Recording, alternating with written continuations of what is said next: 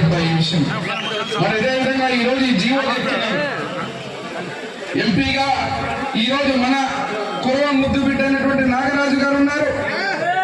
వారికి తోడుగా నేనున్నాను.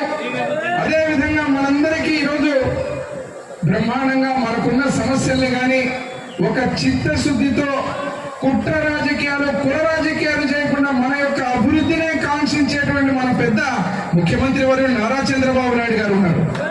కాబట్టి సరైన నిర్ణయం తీసుకుంటారు. ఎంపీలుగా ఇప్పుడే పార్థసారథి గారు పార్లమెంట్ లో ఏదైనా ఇబ్బంది ఉందంటే వారు మాట్లాడతారు. నాగరాజు గారు ఎంపీ గారు శాసనసభ నుంచి అదే రకంగా రాష్ట్ర స్థాయిలో ఈ సమస్యని ముఖ్యమంత్రి గారి దృష్టికి మేమందరం కూడా కలిసి ఖచ్చితంగా వారి దృష్టికి పెట్టి ఏదైతే మదారి కురవ సమస్య ఉందో దానికి ఖచ్చితంగా ఒక పరిష్కార మార్గం అనేది జరిగితే అది జరిగితే దమ్ముంటుంది ఒక చంద్రబాబు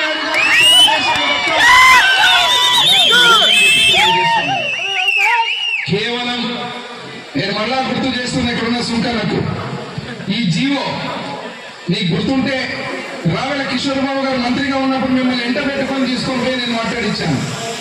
ఆ రోజు నేను తీసుకుపోయిన రోజున అడుగులు ముందుకేసి ఒక అడుగు మళ్ళా కేంద్రానికి పంపించి ఆ జీవోని తెచ్చిపెట్టే మళ్ళీ మీరు అధికారాన్ని మార్చి గత ప్రభుత్వాన్ని గెలిపిస్తే ఏం చేశారు? 5 ఏళ్ళు మాటలు చెప్పి మాయ మాటలు చెప్పి 3 నామాలు పెట్టి 5 ఏళ్ళు గడిపారు.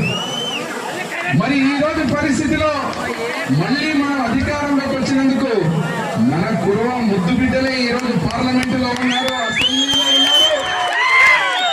ఇప్పుడు ఒక 10 నిమిషాల తర్వాత మంత్రిగా ఇంకొక కురవ ముద్దు బిడ్డ ఇక్కడికి రాబోతాం.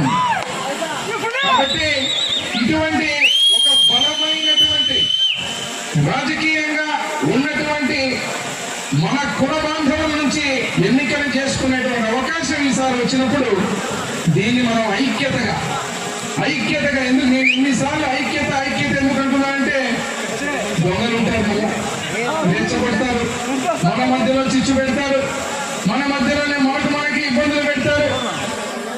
ఏదో ఒక రకంగా మనల్ని ఇబ్బంది పెట్టి మనం ఉన్నటువంటి ఐక్యతను దెబ్బతీయడానికి కుట్రలు పడే దాంట్లో అప్రమత్తంగా ఉండి మనం కలిసిమెలిసి మనం మన పనులు చేసుకోవాలని చెప్పి ఈ